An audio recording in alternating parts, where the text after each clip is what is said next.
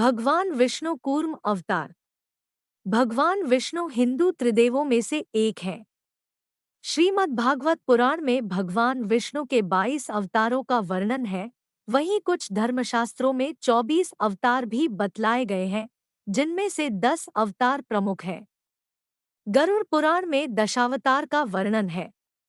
पहले 3 अवतार अर्थात मत्स्य, कूर्म और वराह प्रथम महायुग में अवतीर्ण हुए। पहला महायुग सत्य युग या कृत युग है। नरसिंह, वामन, परशुराम और राम दूसरे अर्थात त्रेतायुग में अवतरित हुए। कृष्ण और वेंकटेश्वर द्वापर युग में अवतरित हुए। इस समय चल रहा युग कलयुग है और भागवत पुराण की भविष्यवाणी के आधार पर इस युग के अंत में कल्कि अवतार होगा।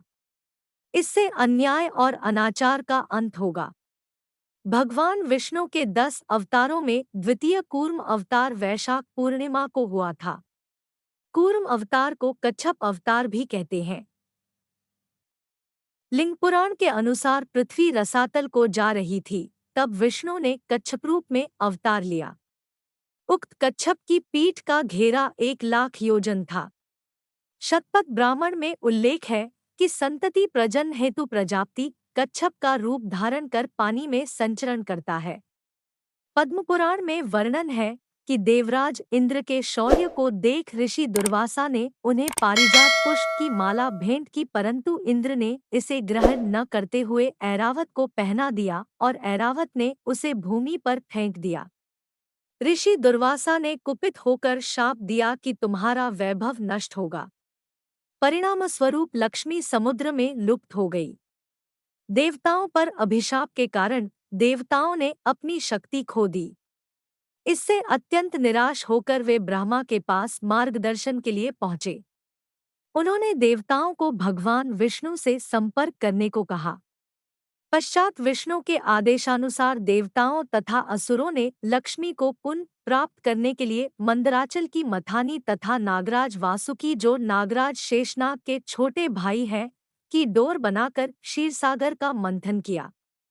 इस कार्य के लिए असुरों का भी सहारा आवश्यक था और इसके कारण सभी देवता आतंकित हो गए।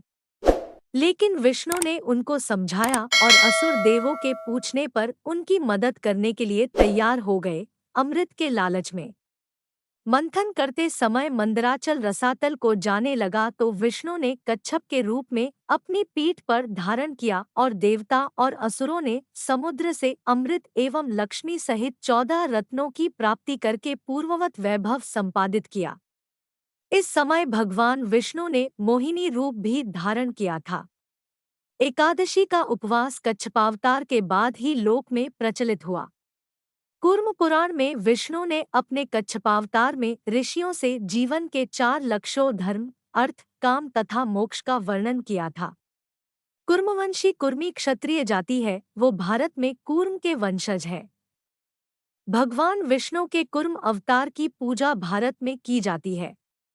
श्री कुर्मानाथ स्वामी मंदिर भगवान विष्णु के कूर्म अवतार को समर्पित है, जिन्हें कुर्मानाथ स्वामी के रूप में पूजा जाता है और उनकी पत्नी लक्ष्मी को कुरमनायकी के रूप में पूजा जाता है। श्री कुर्मानाथ स्वामी मंदिर श्रीकाकुलम जिले में आंध्र प्रदेश राज्य के दक्षिणी पूर्वी तट पर स्थित है।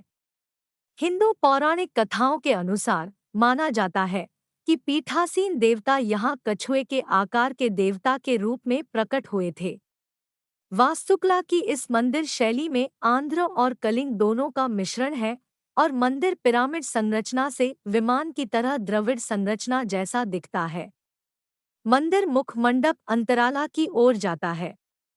यह स्थान नरहरि तीर्थ नाम से भी जाना जाता है। BNT की खास पेशकश।